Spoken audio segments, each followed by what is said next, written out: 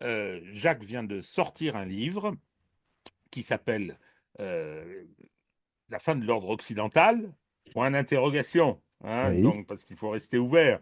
Et donc, c'est un ouvrage dont, bien évidemment, je recommande la lecture, qui est très important. Il est très important, pourquoi? Parce qu'il fait un bilan un petit peu de la situation dans laquelle nous nous trouvons. Et je crois que c'est d'autant plus important que l'histoire s'est accélérée avec l'arrivée de Donald Trump au pouvoir et avec ce qui s'est passé autour de la conférence de Munich sur la sécurité. Et donc, je vais caractériser ce livre en disant que Jacques Sapir soulève le capot de notre monde, soulève le capot pour euh, examiner ce qui se passe sur le plan économique et surtout financier. Et surtout financier.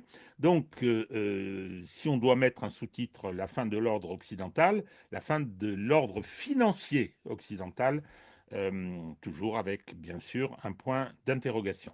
Alors, je crois que c'est important parce que lorsqu'on voit cette actualité se dérouler, on n'imagine pas que sous justement le capot, ça travaille. Ça travaille beaucoup, ça évolue beaucoup. Et de temps en temps, hop, si on l'ouvre, on s'aperçoit que beaucoup de choses ont changé et qu'il est indispensable de les connaître. Alors, merci Jacques Sapir de nous aider à les connaître.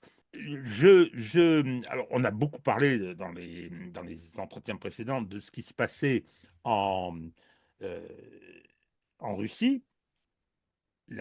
L'économie russe dont Bruno Le Maire nous avait dit qu'il allait la mettre à genoux n'est pas vraiment à genoux. Mais ce n'est pas le sujet d'aujourd'hui. Le sujet d'aujourd'hui, c'est cet ordre financier international. Alors je propose de commencer par peut-être un rappel, c'est ce que fait le livre, hein, un rappel de ce qu'est cet ordre financier international dominé par les États-Unis et pourquoi il est en crise. Ensuite, voir un petit peu ce qui émerge avec les BRICS.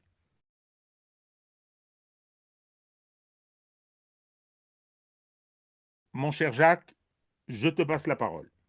oui, tout à fait. Alors, ce qu'on appelle l'ordre financier occidental, c'est quelque chose qui s'est mis en place en plusieurs étapes. Alors, évidemment, on va parler de la conférence de Bretton Woods de 1944. Euh, Point important parce que en 1944, la guerre n'est pas terminée. Donc, c'est durant la guerre que l'on pense en fait la question des problèmes de l'après-guerre. Euh, Point important aussi, les soviétiques sont observateurs et ils ne rompront avec le cadre de Bretton Woods qu'en 1947. En fait, il se pose pendant tout un temps la question de savoir et si on adhérait au Fonds monétaire international et si on adhérait à la Banque mondiale. Donc voilà, c'est une conférence extrêmement importante dont sont issus directement le Fonds monétaire international, la Banque mondiale, indirectement ce qu'on a appelé l'accord général sur, sur les droits de douane et le commerce, en anglais GATT, General Agreement on Tariffs and Trade, qui remplace la conférence de la Havane, parce que la conférence de la Havane n'a pas été ratifiée par les Américains, par le Sénat des États-Unis. Bien. Et donc tout ça se met en place et on a un système monétaire qui est formellement basé sur deux monnaies de réserve, le dollar et la livre sterling. Le dollar deviendra complètement dominant en quelques années, et pour des raisons évidentes, hein, parce que l'Angleterre n'a plus les moyens de faire vivre une monnaie internationale. Bon.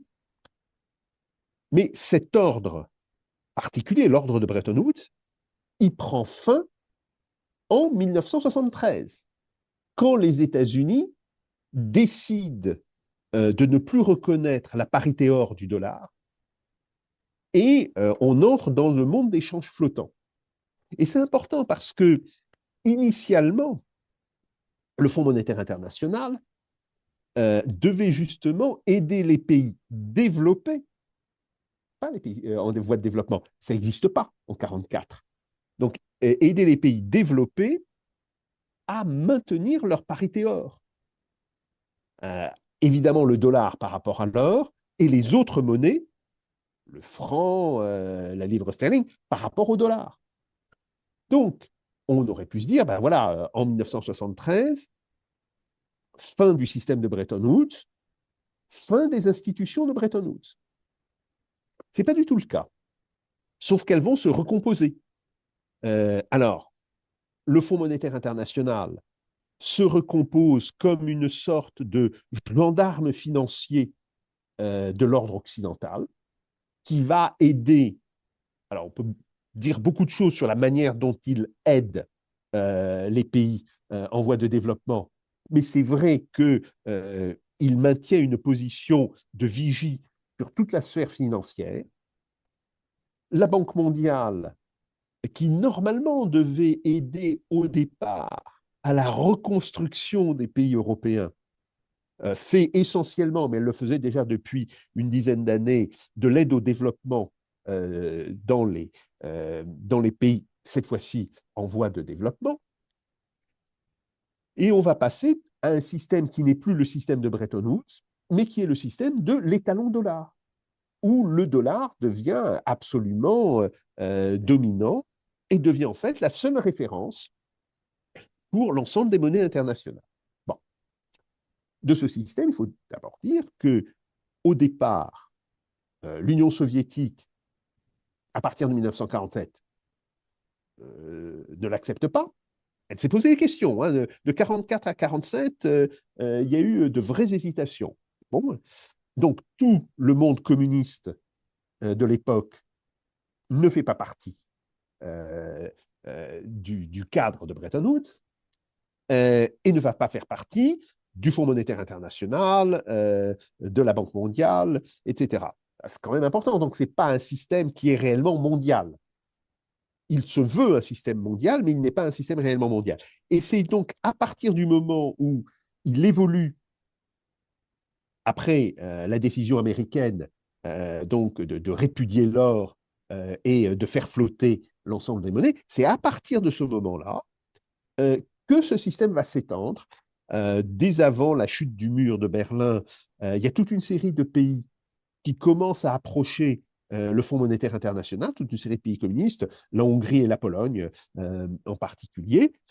Et on voit bien que le Fonds monétaire international devient en fait un espèce de centre mondial, alors parfois d'action pas toujours pertinente et pas toujours heureuse, il faut le dire, mais de supervision de l'ensemble des problèmes financiers. Je remarque tout de suite qu'il y a une, une chose simple qui aurait pu être faite en 1990, 1991 ou même 1992, au moment de la fin de l'Union soviétique, ça aurait été de mettre le Fonds monétaire international sous la tutelle du Conseil de sécurité. Ça aurait été logique, compte tenu de ces... La décision n'est pas prise et les Américains vont tout faire pour défendre leur prééminence dans le Fonds monétaire international, qui classiquement a un président européen, très souvent français d'ailleurs. Les Français ont joué un rôle important. Mais comme le Fonds monétaire international est une banque dans sa structure, eh ben, la banque, ce sont les actionnaires, et l'actionnaire principal, ça reste les États-Unis. Et de fait, les États-Unis vont tout faire pour garder le contrôle plus ou moins absolu sur le Fonds monétaire international. Donc on a cette situation, on est dans un monde, dans un univers d'étalons d'Ohar, qui n'est donc plus le monde de Bretton Woods, mais avec les institutions issues de Bretton Woods. Même chose pour le GATT. Le GATT se transforme en OMC en 99-2000, mais en fait, les 15 dernières années du GATT avaient été très marquées par une évolution qui, je dirais, anticipait ce que va devenir l'Organisation mondiale du commerce. Bon. Et puis, il y a les premières crises importantes qui montrent que ces institutions ne sont plus en mesure je dirais, d'agir efficacement au niveau international. Premier point qu'on oublie très souvent, la crise russe de 1998. Bon, classique, mais cette crise, elle était anticipée, elle est d'ailleurs en partie due aux prescriptions que le Fonds monétaire international avait données au gouvernement russe de l'époque. Mais le gouvernement russe est obligé de dévaluer, de répudier sa dette pendant un certain temps. Je passe là-dessus. Ce qui est important, c'est que ça provoque un nombre de chocs extrêmement important dans le monde et que le Fonds monétaire international est incapable de la contrôler. Deuxième point, et encore plus important, la crise de 2008-2010, qu'on appelait la crise des subprimes. Bon, la crise des subprimes, au départ, c'est une crise du marché hypothécaire américain, sans plus. Et tout le monde se dit, oh, les Américains, ils y connaissent quand même quelque chose, ils vont contrôler ça.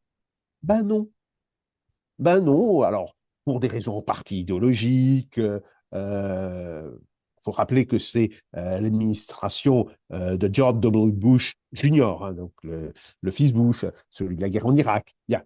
Le gouvernement américain n'agit pas, laisse la crise devenir une crise majeure aux États-Unis, et comme le dollar est le pivot du système financier et monétaire international, évidemment, ça se transmet à l'ensemble de la planète. Le Fonds monétaire international est incapable de gérer la situation. Et là, les pays émergents qui se sont constitués quelques années plus tôt, ils prennent le choc dans les gencives. Alors, pour la Russie, c'est très net. Le gouvernement russe est d'abord dans le déni. Et il est dans le déni pour des raisons très rationnelles. Écoutez, messieurs, c'est une crise américaine. Les Américains, ils savent ce qu'ils font. Bon. Il est aussi dans le déni, je dirais, parce qu'il y a toujours ce petit syndrome chez les dirigeants russes, chez les Russes en règle générale, de dire oui, mais nous, en fait, on sait mieux qu'eux et on est les petits Napoléons de l'histoire. Il y a d'ailleurs euh, je dirais, une expression russe qui dit sur chaque colline, il y a un Napoléon dans notre pays. Bon. Et donc, le ministre des Finances russe, qui était pourtant un ami de Vladimir Poutine à l'époque, fait une déclaration complètement invraisemblable à Moscou lors d'une conférence et dit, mais la Russie sera un havre de stabilité en cas de crise mondiale. Alors j'étais dans le panel de cette conférence avec lui. Il dit, alors, évidemment très poliment, quand on s'adresse à un ministre en exercice, je lui dis, mais monsieur le ministre, ça ne se passera pas comme ça.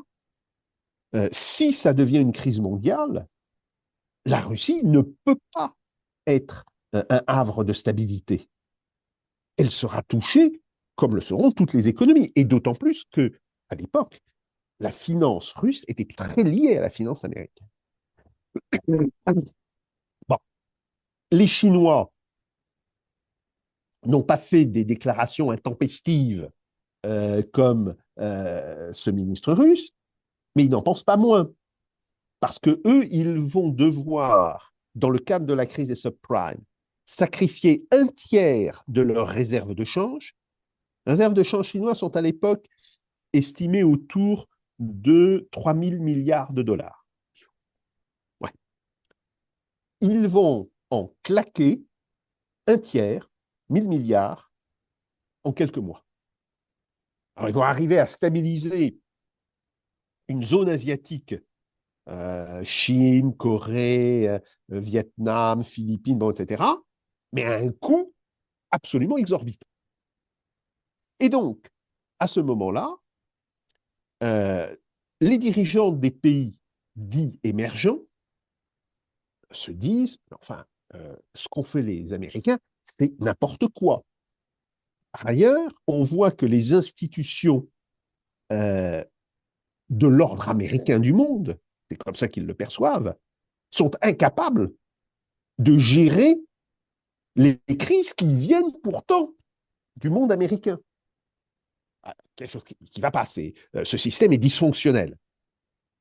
Et à partir de 2010-2011, ils essayent de faire bouger les choses dans le cadre antérieur.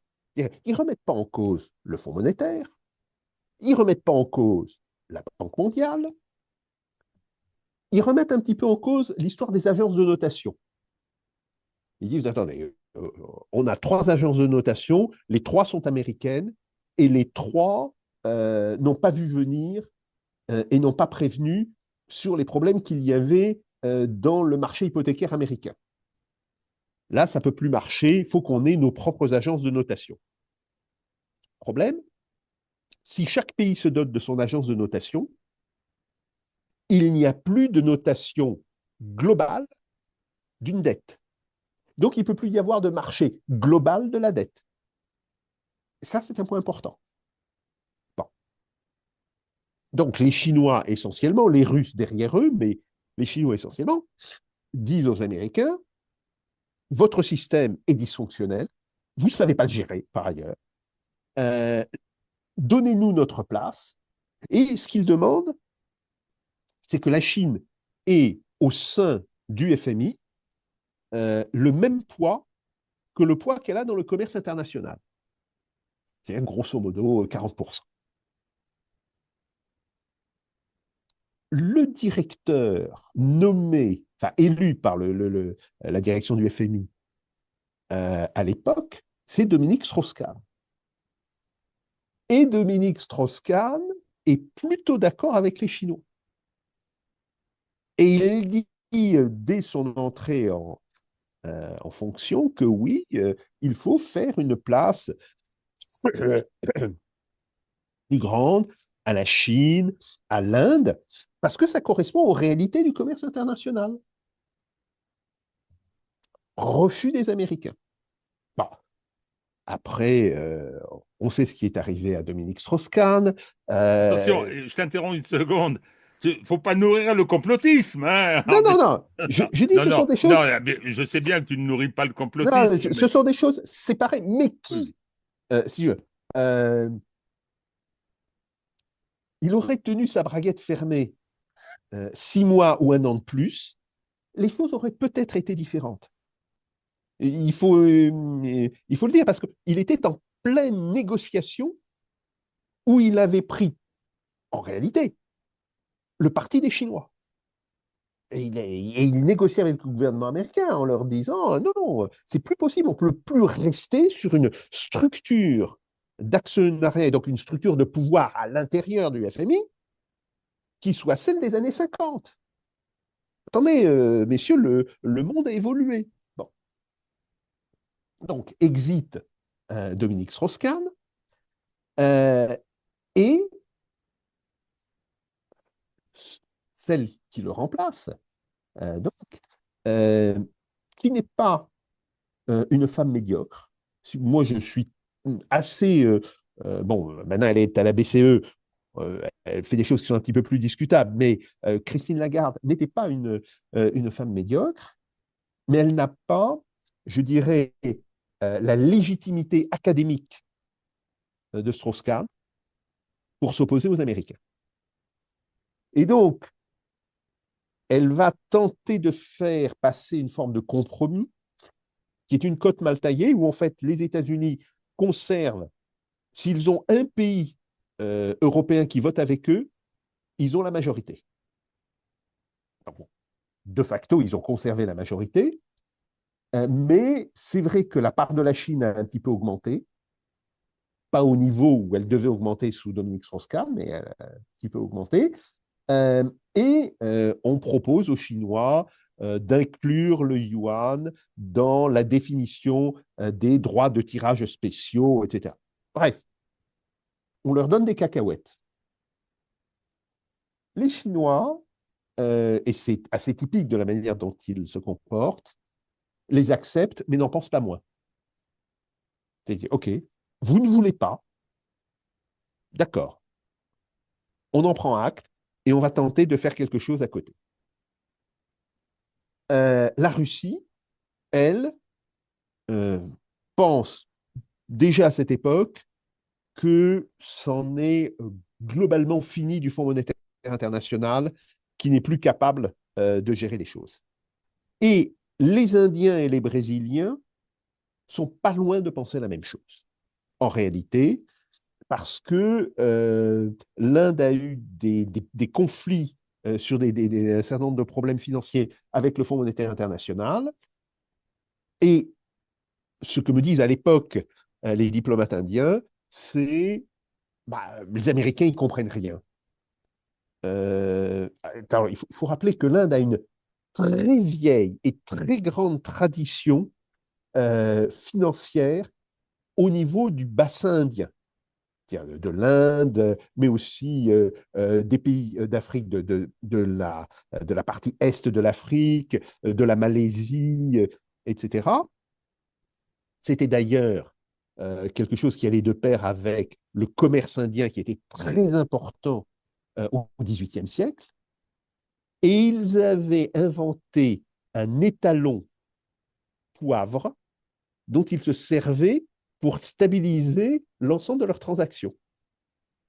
C'était le poivre qui était extrait et fabriqué à Nicobar et dans les îles qui jouxtent la côte indienne, qui servait d'étalon de mesure. Mais il y avait tout. Il y avait déjà, bien sûr, des lettres de change, il y avait des contrats au futur, il y avait des contrats qui étaient adossés à des contrats au futur. Il y avait une grosse partie de l'ingénierie qui s'est développée à partir des années 80 et 90 dans le monde occidental, qui existait déjà. Alors, il ne faut jamais l'oublier, et prendre les Indiens pour des gens sous-développés est l'une des pires erreurs que l'on puisse faire. Donc, on a ce problème. Et puis, la politique américaine va marquer, je dirais, une troisième étape, ou plutôt une quatrième. Il y a eu l'étape des crises, les leçons qui sont tirées de ces crises, mais surtout la politique américaine, au lieu de se dire, ah, il y a un problème, on devrait peut-être construire un condominium avec la Chine pour gérer financièrement et commercialement le monde, bon, etc. Elle reste dans cette illusion de dire non, nous sommes les seuls gens sérieux dans le monde. Il y a une expression américaine, hein, the big kid on the block. Euh, Grosso modo, on est les caïds du quartier. Et donc, on va réimposer toute une série de nos règles. Alors, c'est la question de l'extraterritorialité des règles américaines. C'est à partir de ce moment-là qu'elles commencent à se poser. Hein, rappelons-nous l'affaire Alstom, il y en a bien d'autres. Hein, bon. Les sanctions qui commencent à être prises et les sanctions financières qui commencent à être prises contre toute une série de pays. À l'époque, la Russie n'est pas encore concernée, elle le sera à partir de 2014, mais la Corée, l'Iran, Cuba, etc. Et grosso modo, une politique extrêmement agressive qui consiste à utiliser le dollar comme une arme politique. Alors, ce type de politique, si elle avait été, je dirais, mise en œuvre dans les années 50 ou dans les années 60, les États-Unis avaient tout à fait les moyens de l'imposer. Mais quand ils commencent à le faire, en particulier sous Barack Obama, bon, euh, dont la réalité de la politique ne correspond pas du tout à l'image sainte que l'on en a construite en Europe occidentale. Bien, mais c'est une catastrophe. Parce que, et pour les Américains même d'ailleurs, euh, les pays émergents et les pays de ce qu'on appelle le Grand Sud ou le Sud global se disent, mais on ne peut plus utiliser des instruments américains, ce sont des instruments toxiques, parce que les États-Unis les instrumentalisent constamment au profit de leur politique. Et c'est à partir de ce moment-là que les pays des BRICS vont commencer à penser à une possible alternative. Ils créent la nouvelle banque de développement, en anglais la New Development Bank. Bon, et ils disent d'emblée, dès la constitution de cette banque, qui est une banque d'investissement, mais qui peut faire bien d'autres choses, dès la constitution, ils disent que cette banque est ouverte à tous les membres des Nations Unies, pas simplement aux pays Alors, des BRICS. je Euh, t'interromps à ce stade. Euh, à la lecture de ton livre, il m'est apparu que les BRICS, au départ, la création des BRICS avec les cinq, était je veux dire, une initiative qui n'avait pas l'ambition que tu viens de décrire. non, Euh, absolument pas. et donc, l'ambition d'être une réponse à la crise du système international sous domination américaine. Donc, au départ, ça ne semblait pas être leur volonté. Ça le devient dans l'action. Alors, en fait, c'est ce que tu décris dans ce livre. Oui, tout à fait. Ça le devient dans l'action et du fait des réactions des États-Unis et de l'Union européenne, bon, qui a aussi joué un rôle assez pervers dans toutes ces histoires. Mais au départ, quand les BRICS se constituent, d'ailleurs, ils se constituent lors d'une Assemblée générale des Nations Unies, c'est important. Il faut savoir que les BRICS se pensent toujours dans le cadre des Nations Unies. Bon. Donc les BRICS, au départ, hein, puisque l'Afrique du Sud ne les rejoindra que 2 ans après, l'idée, c'est de dire notre voix n'est pas assez entendue au niveau international, et en particulier par les institutions de l'économie internationale, par le Fonds monétaire international, par la Banque mondiale, etc., et par l'OMC, on s'associe pour faire entendre notre voix. Bon, au départ, ce n'est que cela. Et puis, avec la crise de 2008-2010, ça devient, bah, notre voix n'est pas entendue, il va peut-être falloir faire un peu plus de pression. Et alors là, euh, je vais repartir un petit peu sur des questions théoriques. Il y a assez longtemps de ça, N'hésite pas, n'hésite pas. au début des années 60, un grand économiste euh, juif allemand immigré aux États-Unis, Alfred Hirschman, euh, analyse les rapports entre les institutions et le développement ou la crise des institutions à travers 3 concepts. Il dit voilà, euh, on peut être membre d'une institution et considérer que la meilleure manière de faire avancer ses propres intérêts, c'est la loyauté envers l'institution. On peut considérer que c'est au contraire à travers la manifestation euh, évidente de notre dissatisfaction vis-à-vis de cette institution, c'est ce qu'il appelle la voix, voice. C'est consiste quand dire ce que vous faites, c'est pas du tout correct. Vous êtes en train de prendre des décisions qui sont contraires à mes intérêts. Bon, mais vous protestez, mais une protestation qui est intègre à l'institution. Et la troisième possibilité, c'est la sortie de l'institution, ce qu'il appelle exit, sortie, avec évidemment dans l'idée, on va constituer une institution alternative. Au départ, donc avant la crise de 2008, la stratégie des BRICS, c'est une combinaison de loyauté et de voix. Loyauté, oui, bon, on reconnaît toute une série de choses. Par exemple, la Russie est admise au G7, elle va jouer le jeu pendant tout un temps. Bon, ok. Mais on dit, voilà, il faudrait que vous nous fassiez une place un petit peu plus importante.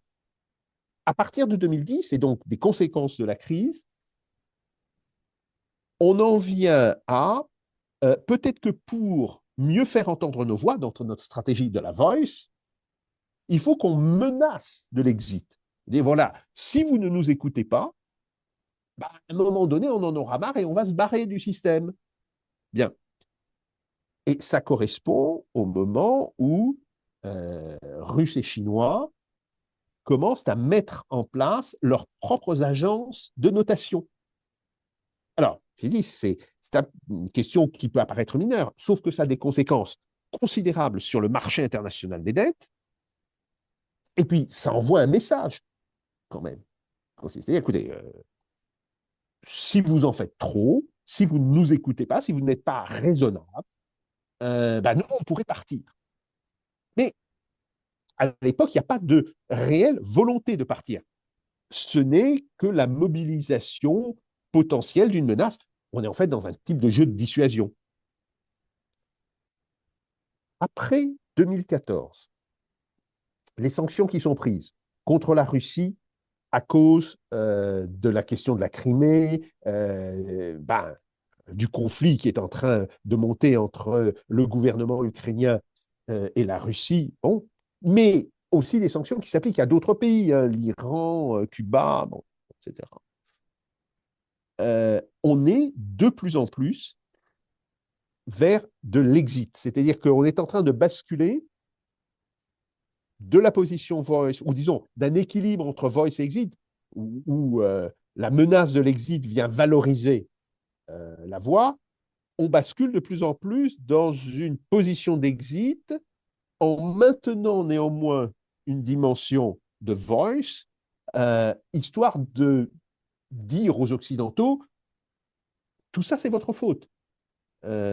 Si vous changez de position, on pourrait à ce moment-là peut-être revoir certains de nos projets. Du côté occidental et américain, encéphalogramme plat. On ne réagit pas. Et donc, avec le début de la confrontation armée en Ukraine, et donc avec les sanctions qui sont massivement prises par les Occidentaux, eh bien, c'est d'une certaine manière la prise de conscience dans l'ensemble des BRICS, mais aussi dans les pays qui, au-delà des BRICS même, sont sympathisants des BRICS, ce qu'on appelle le Sud global, bah, c'est la prise de conscience que c'est plus possible. Il faut se doter de ses propres institutions. Donc, c'est un petit peu ça la trajectoire qui a été suivie donc depuis 1944. Et c'est très intéressant parce que ce que l'on voit, c'est que, en fait, euh, cette, je dirais, volonté désormais affichée de construire des alternatives.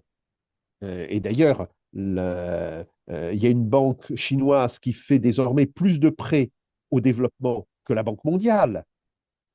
C'est quand même important.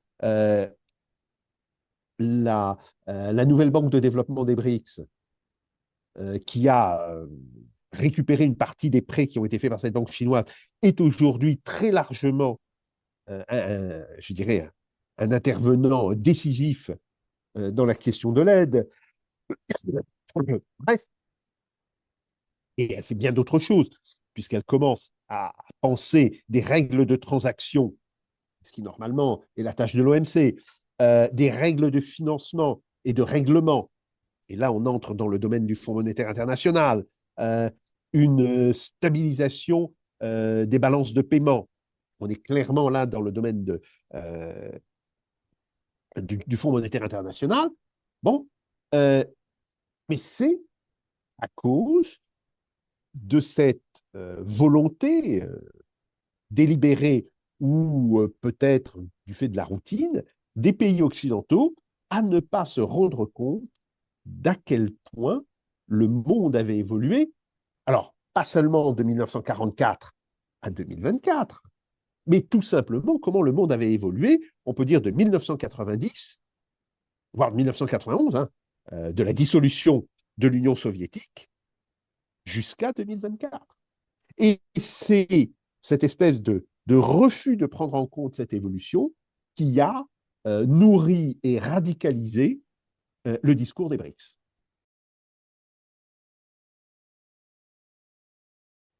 Alors, si je comprends bien, on avait dans l'attitude des BRICS vis-à-vis du système sous domination occidentale, appelons-le comme ça, Hein. un mixte entre la loyauté et la voix.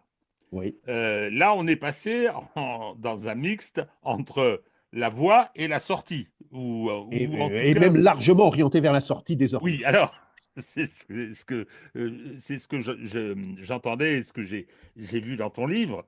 Euh, alors, juste une petite observation concernant les pays importants des BRICS.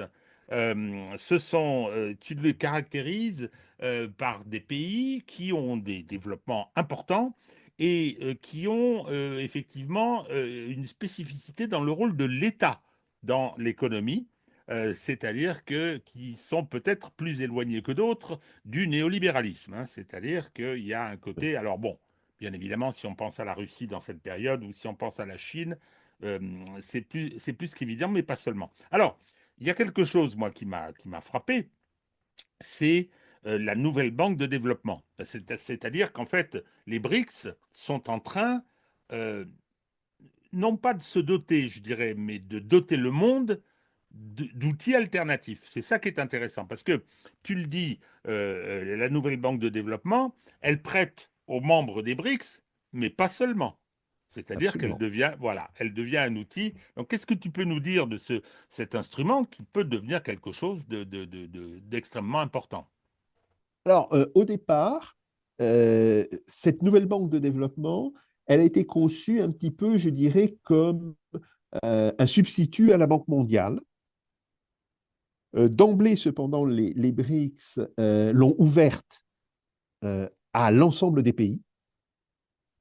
À la limite, hein, la France voudrait faire financer un projet de développement, on pourrait aller à la banque, à la nouvelle banque de développement.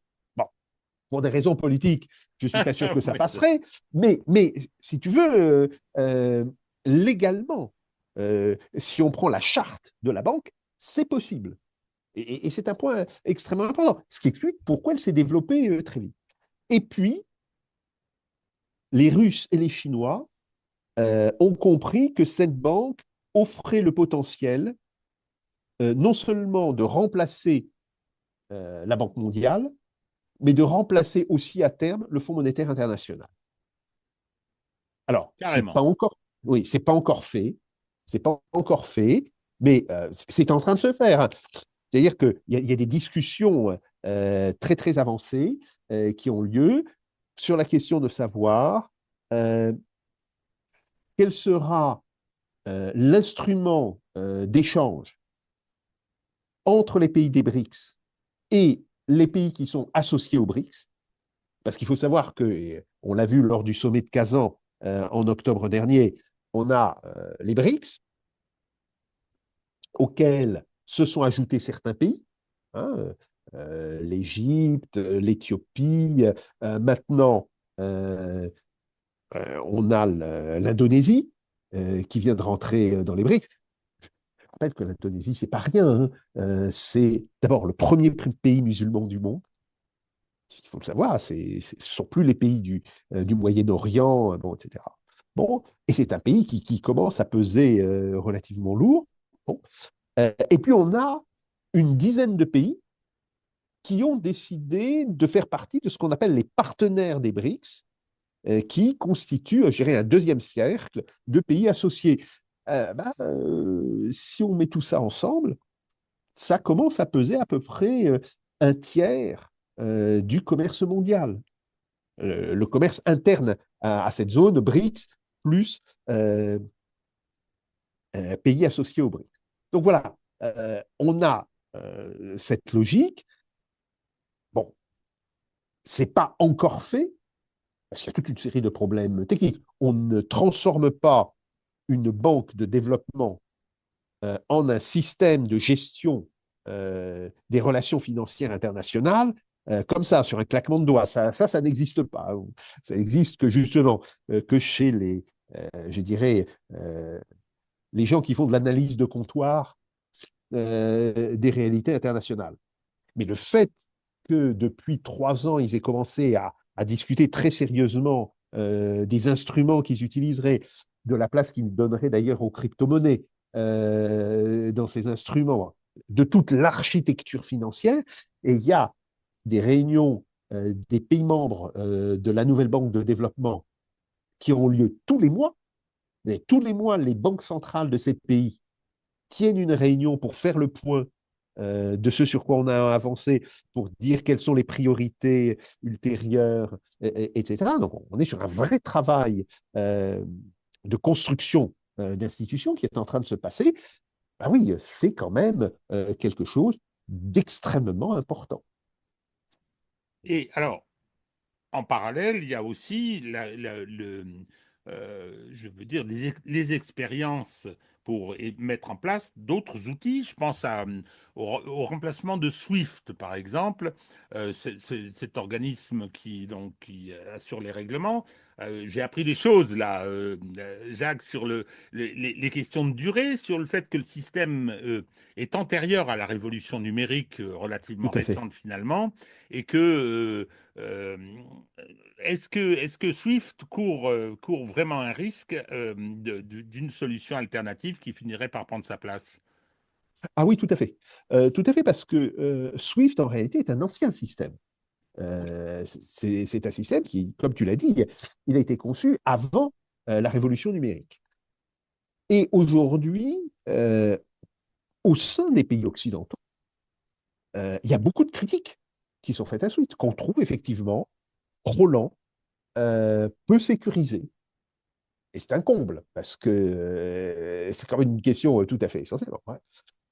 Et certains pays ont tenté de développer des prototypes qui pourraient être adoptés par les autres pays occidentaux. Alors, on a différents prototypes qui fonctionnent au sein de l'Union européenne, mais qui restent très, très réduits. Hein. Le nombre de transactions qu'ils gèrent reste pour l'instant très faible. Et l'idée des Russes, des Chinois, des Indiens, aussi des Brésiliens et des Sud-Africains. Alors, par la force des choses, je parle moins de l'Afrique du Sud ici, parce que on voit bien que l'Afrique du Sud, elle suit un petit peu le mouvement, elle est pas en mesure, je dirais, de l'impulser. Bon, euh, eh bien, ils sont en train de mettre en place un système qui sera un équivalent très supérieur à SWIFT, puisque les transactions devraient être faites en moins de 24 heures, alors qu'il faut plusieurs jours en réalité à Swift. Donc, tout ça pourrait être fait automatiquement. Un système qui serait, par l'utilisation de crypto-monnaies, en fait, euh, particulièrement sûr. Et on sait que pour casser les clés des cryptos, bonjour, c'est pas rien. Bon, donc, ce type de système pourrait voir le jour euh, à la fin de cette année ou au début de l'année prochaine, et utiliser justement comme instrument privilégié de ces transactions la fameuse monnaie de transaction des BRICS qui doit être mise en place par la nouvelle banque de développement.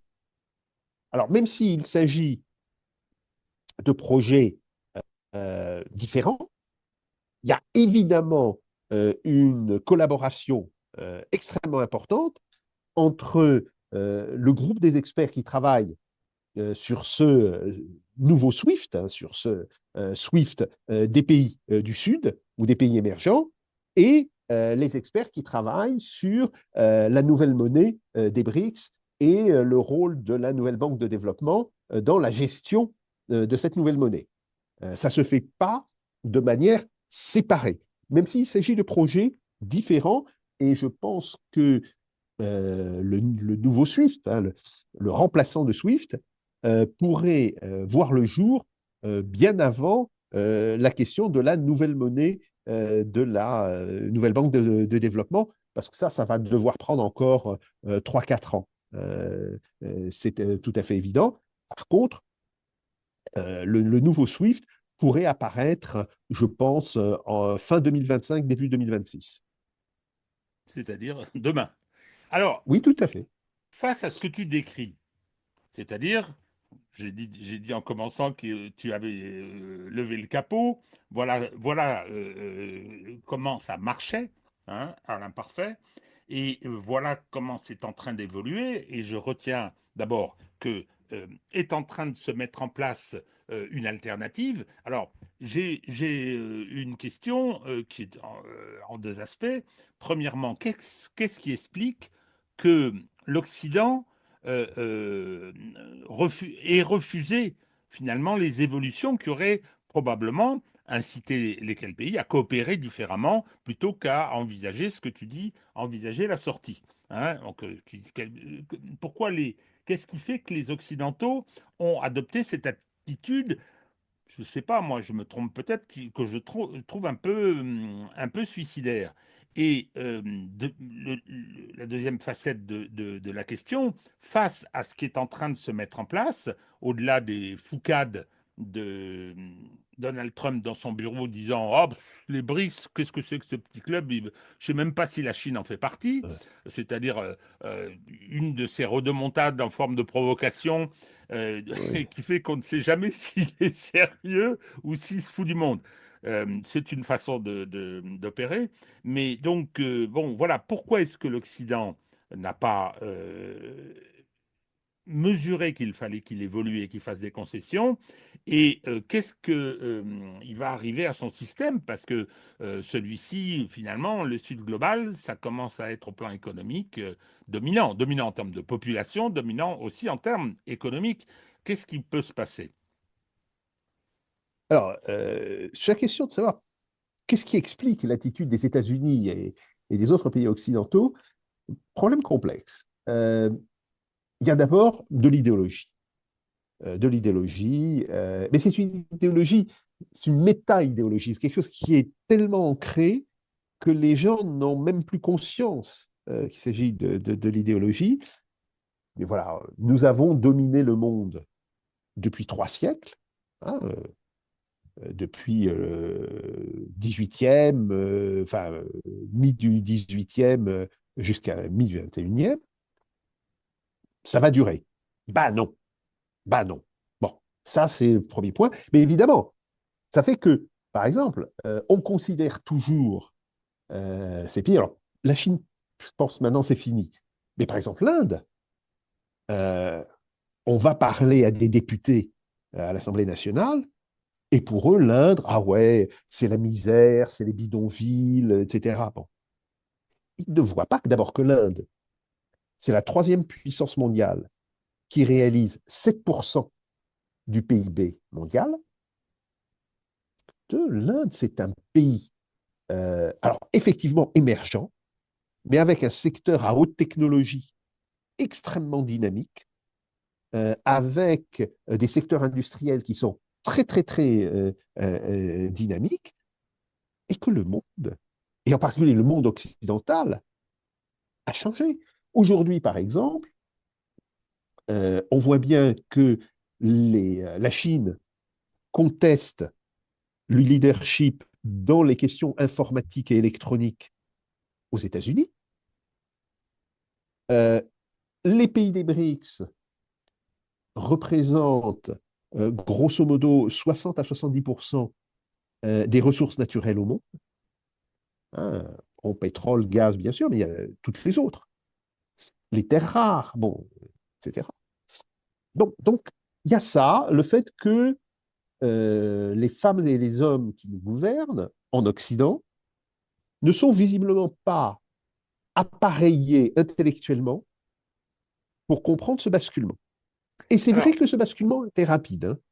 Donc ça, c'est un oui, premier point. il a été rapide, mais moi, j'interviens à ce stade. Ce qui m'a finalement surpris, On apprend à tout âge, hein. Oui, Donc, c'est pour ça qu'il, je sais plus, une humoriste disait, il vaut mieux mourir le soir que le matin parce qu'on en apprend tous les jours. Donc, après l'entrée des troupes russes en Ukraine, ce qui s'est déchaîné à ce moment-là, tout ce qui se passe depuis 3 ans, m'ont fait prendre conscience. Alors, je ne vais pas utiliser le mot racisme parce que c'est, le racisme, c'est pas ça. Pour moi, le racisme constitue à dénier oui, à l'autre une part de son humanité. C'est pas ça. C'est un suprémacisme stupide. C'est-à-dire que euh, c'est le sentiment que tu décris. On est les meilleurs et ce n'est pas prêt de changer. Et les autres, et là, on les sous-estime complètement. Les Russes sont des moujiks, les Indiens, c'est la misère, oui, ce sont des mendiants. Euh, euh, les Chinois, ça a été longtemps, moi je me rappelle quand j'étais petit, les Chinois, c'était la famine et la misère, hein. On me disait, finis ton tout à fait. assiette Oui. parce que moralement, il faut, parce que les Chinois n'ont pas à manger. Ça a un petit peu changé. Et ça m'a frappé, y compris le rapport à la Russie, cette russophobie, niant l'importance de la civilisation russe. Et alors, que dire de la civilisation chinoise et de la civilisation indienne? Ce sont de grandes civilisations avec des histoires extraordinaires. Alors, la civilisation indienne a des handicaps, je pense à les structures sociales, le problème des Oui, bien castes, sûr, le système de etc., caste, oui. hein, qui peuvent constituer par rapport à la Chine des handicaps, encore que la Chine, ils sont sortis de la misère, de l'ornière de misère dans laquelle ils étaient grâce à la révolution de 49 euh, et à Mao Tse-tung, mais initialement. Donc le problème, c'est que ce suprémacisme, effectivement, il est particulièrement stupide. Qu'on ait le sentiment que l'Occident a dominé le monde et qu'on espère qu'il va continuer à le faire, je comprends. Mais que pour ça, on se sent obligé de considérer les autres comme des abrutis, c'est vraiment dangereux.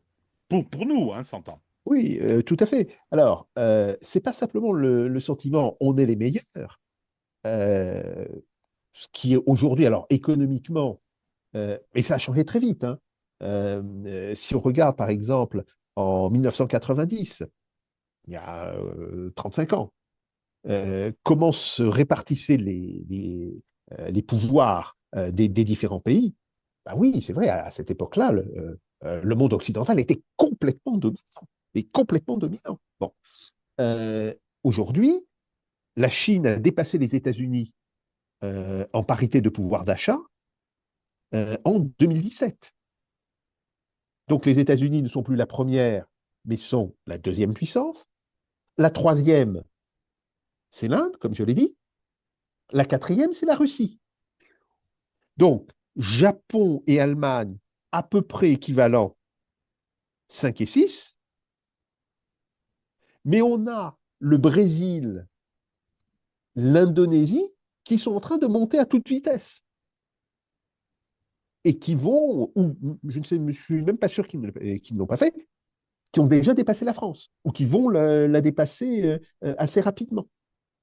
Donc, si tu veux, il y a cette incompréhension, mais qui peut aussi se comprendre, hein, qu'une domination qui durait depuis 3 siècles est en train de prendre fin en 30 ans. Ouais. Tu vois, 300 ans, 30 ans, et ça pose pour une génération, pour la génération pendant laquelle ça se passe, ça pose un problème conceptuel dont, parce que les femmes et les hommes politiques ne sont pas, je dirais, des gens qui sont, euh, qui maîtrisent les sciences sociales, en réalité, qui maîtrisent l'histoire, qui maîtrisent l'économie. Et c'est normal, hein. Ils ont un autre boulot à faire qui n'est pas le mien, qui n'est pas celui de mes collègues. Bon, donc, bon. Mais, à un moment donné, on aboutit à ce genre d'aberration. Alors ça, c'est la première raison. La deuxième raison, c'est la volonté de la part des États-Unis de défendre leur position dominante par ce que j'appelle le recours à la méthode. Je ne sais pas si tu te rappelles de ce roman, hein, le recours à la méthode de Gabriel Garcia Marquez. Non, je ne l'ai pas lu celui-là. Bon, où on a un vieux dictateur. Bon, sa méthode, c'est ah ouais, il commence à gueuler un bon coup de répression, achat d'armes à l'étranger, je règle ça en quelques mois, et puis je peux repartir me taper la cloche en France parce que je préfère de loin vivre en France que dans mon pays, etc. Bon. Et qu'est-ce que pensent les Américains? Enfin, qu'est-ce qu'ils pensaient jusque-là? C'est l'idée de se dire, ouais, bon, et, on est quand même la puissance militaire la plus forte, on a le dollar, etc. Donc, on va un petit peu serrer les boulons et vous allez voir, tous ces pays vont se réaligner et cette espèce de début d'insurrection, ça va se calmer. Ce qu'ils ont fait dans le temps. Je rappelle que c'est au moment où ils étaient très contestés par l'Allemagne et le Japon qui procèdent à cette dévaluation puis réévaluation brutale du dollar. C'était l'objet d'ailleurs de leur sortie du système de Bretton Woods en 1973. Bon, mais là, ça ne marchera plus. Et ça ne marche plus en réalité. Et donc, je ne sais pas jusqu'à quel point Donald Trump se rend compte que Make American Great Again, ce n'est pas Make American as powerful than before. C'est deux choses complètement différentes. Alors, il peut peut-être reconstruire en interne l'économie américaine. Bien. Je ne sais pas s'il va y réussir. Je souhaite qu'il y réussisse pour la vie de l'Américain moyen, de l'Américain de la classe ouvrière. Mais ça peut être un objectif. Mais cet objectif n'empêchera pas les États-Unis de rester la deuxième puissance du monde et non plus la première, et d'être contesté économiquement, non seulement par la Chine, mais maintenant par l'Inde et par toute une série d'autres pays. Donc, ça, c'est un problème extrêmement important. Ce qui est dramatique, c'est que cette idée du recours à la méthode a aggravé la situation. Et ça, tu as raison. C'est de ce point de vue-là que la politique américaine s'est révélée, en réalité, très contre-productive face aux intérêts généraux des États-Unis. Alors, euh, on va arriver vers la fin de cet entretien. Je vais être méchant, Jacques. Je vais te demander si euh, le point d'interrogation qui est à la fin du titre de ton livre, la fin de l'ordre occidental, on peut l'enlever, ce point d'interrogation. Non, je te provoque là, mais ce que tu nous as décrit, c'est un processus qui est en cours. C'est l'organisation du monde en dehors de l'Occident, c'est pas rien. Et puis, ce que tu viens de dire sur la rapidité, ça va extrêmement vite. Donc, c'est ça qui est fou. Est-ce que cet ordre occidental, parce que ce que tu dis concernant Trump, moi, j'ai écouté ce qu'a raconté Rubio, donc le secrétaire d'État aux Affaires extérieures, le ministre des Affaires étrangères, qui est actuellement en train de discuter avec Lavrov. Il a dit, bon, l'unipolarité, ça suffit, quoi. Il faut passer à la multipolarité, mais dans cette multipolarité, on va être les meilleurs. Je schématise. Bien, mais est-ce que cet ordre occidental, avec le boulet que constitue pour l'instant l'Europe, c'est-à-dire qui vient de prendre une armoire normande sur la tête avec les discours américains, il y avait celui d'Excet à l'OTAN et puis celui De de, Vance de Vance, à la David conférence Vance, de Munich. vice-président à Munich. Le patron de la conférence de Munich, l'a clôturé en pleurant, tellement qu'on avait été méchant avec lui. Mais enfin, je veux dire, on se dit, et puis bon, le reste de ce qu'exprime l'Europe est complètement, l'Union européenne en particulier, complètement pathétique, sans parler bien sûr des Britanniques, avec M. Keir Starmer qui dit qu'il va envoyer des troupes en Ukraine. Je pense que si l'ensemble de l'armée britannique se rassemble, elle ne pourra pas, toute arme confondue, ne pourra Ouais, pas remplir le stade de Wembley. Hein. Donc, c'est dire s'ils sont puissants. Bon. ouais. Donc, tout ça est un peu pathétique et l'Europe devient un boulet. Et j'ai un peu, je me trompe peut-être, j'ai un peu le sentiment que c'est ce que considèrent les Américains actuellement au pouvoir. Hein. Les autres, les démocrates étaient contents d'avoir des laquais. Mais maintenant, Trump a l'air de considérer que c'est un boulet et que il faut non pas s'en débarrasser, mais probablement le laisser à sa place. Alors la question, c'est est-ce que tout ce qui est en train de se produire, dont tu viens de nous décrire l'aspect économique et financier, fait que l'Occident va maintenant, dans son déclin, perdre de sa substance avec peut-être des déclassements lourds. C'est-à-dire que, bon, nous, on est sortis de l'histoire, c'est clair. L'Union européenne est en train de sortir de l'histoire, mais est-ce que ça peut être aussi sortir de la prospérité, sortir des niveaux de vie importants qui ont été ceux de l'Occident? Est-ce qu'on va vers quelque chose de grave pour l'Occident?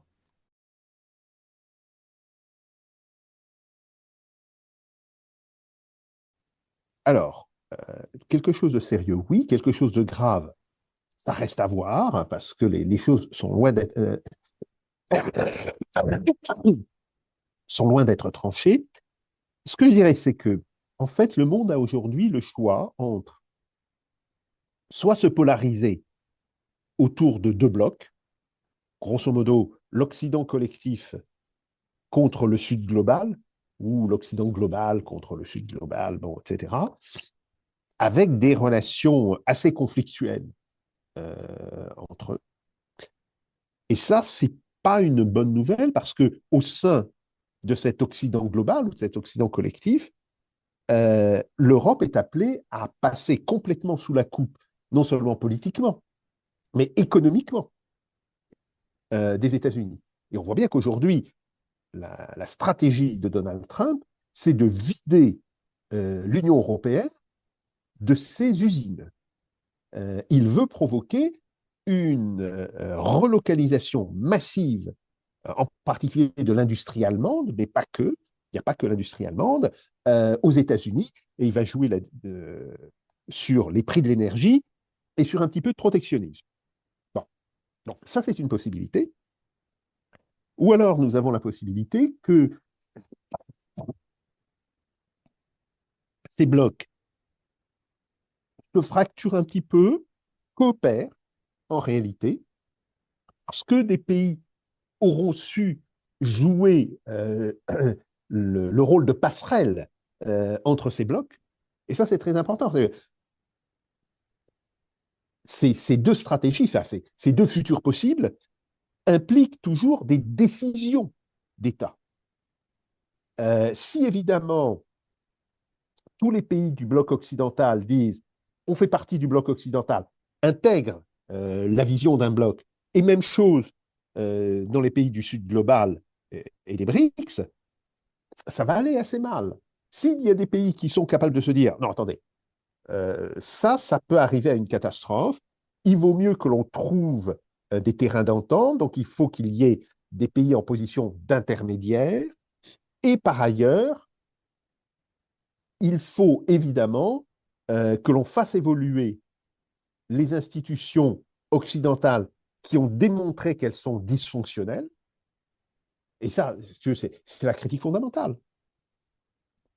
Bien sûr, les institutions économiques occidentales sont occidentales, c'est qu'elles sont sous la coupe des États-Unis. Mais si elles étaient fonctionnelles, si elles remplissaient leur rôle, la critique serait bien plus faible du côté des pays des BRICS.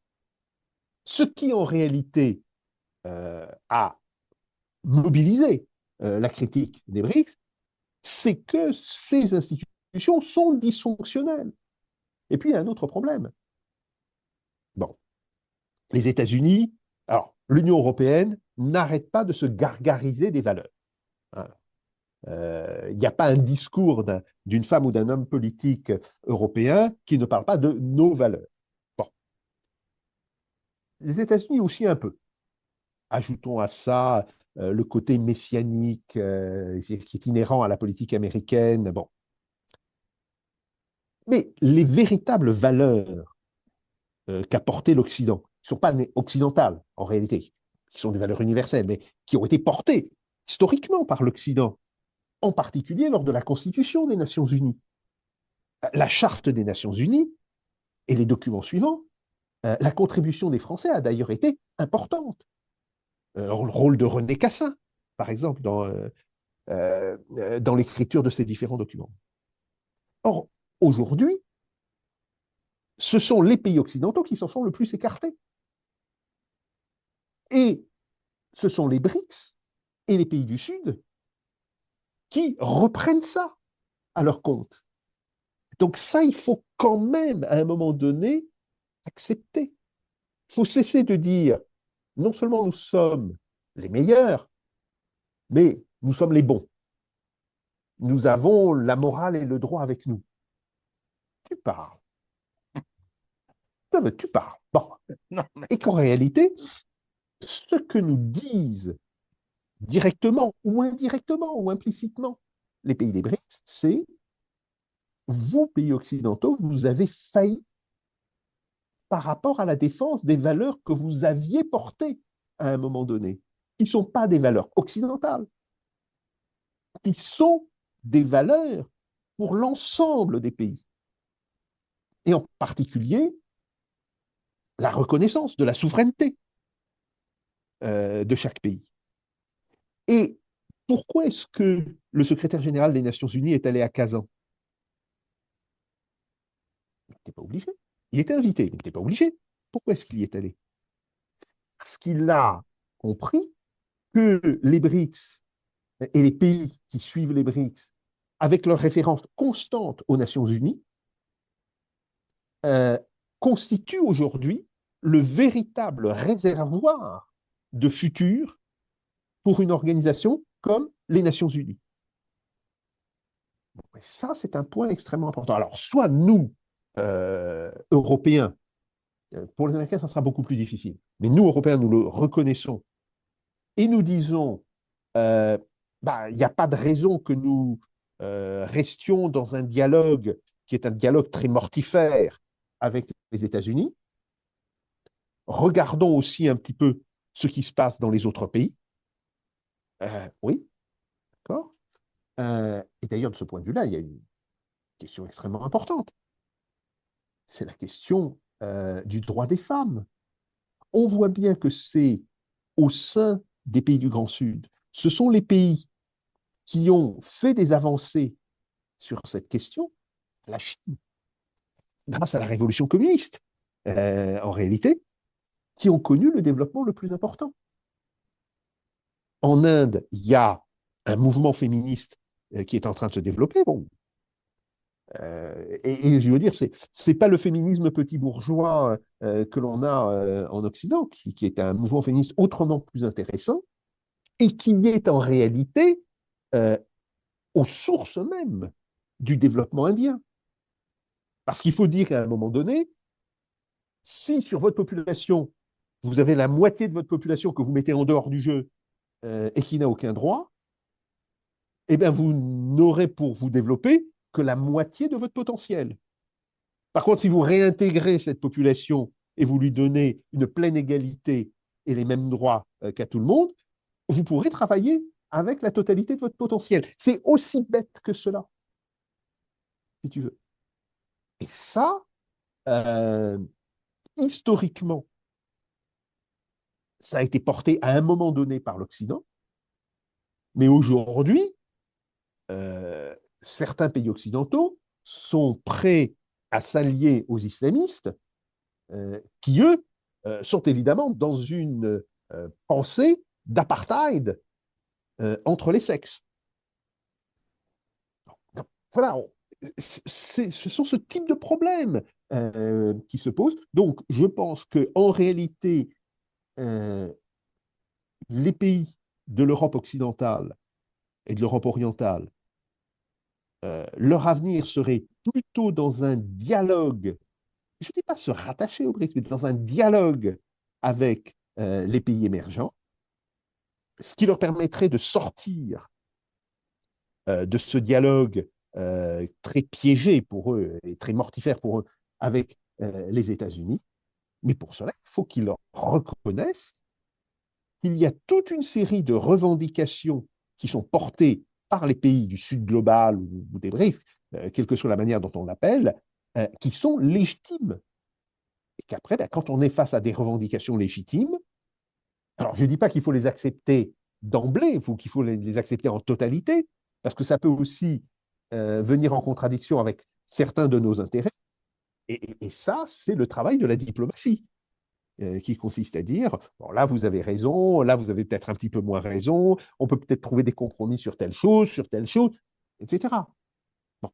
Mais ça me semblerait un avenir euh, beaucoup plus fructueux, en réalité, que l'avenir qui se dessinerait autour d'une cristallisation des deux blocs, et évidemment de deux blocs qui seraient très violemment en opposition, parce que là, entre la puissance numérique de la Chine et de l'Inde, et puis d'autres pays, hein, comme l'Indonésie, etc., et la puissance nucléaire de la Russie, malheureusement, je dirais, le rapport de force n'est plus ce qu'il était dans les années 50, 60 ou 70. Et il faut Alors, aussi avoir ça en tête.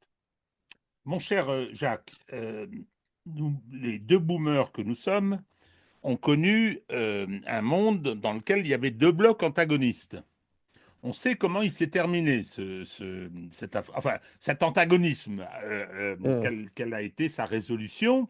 C'est pour ça que l'autre jour, je vous voyais, ça me faisait sourire parce que je ne souscris pas à cette vision. On voyait, c'était l'IA qui avait fait un visage de Trump sans cheveux avec la tache de vin de Gorbatchev ouais, ouais, sur son crâne.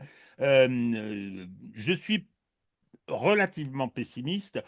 En tout cas, tu viens de parler de l'Europe, et c'est celle qui nous intéresse, qui nous concerne. Tu rappelles que, effectivement, on a en face un Sud global qui est tiré par les trois locomotives qui sont trois États-civilisations. ouais, Pas oui, oublier tout ça. à Moi, fait, ça, c'est ma tout à vision. fait. Alors, les Russes l'ont parfaitement compris. Hein. Hop, ils sont maintenant. On est la troisième Rome. Hein. Nous, on est porteurs des valeurs Oui, euh, de, d'universalisme porté jusqu'à présent par l'Occident, d'accord, bon.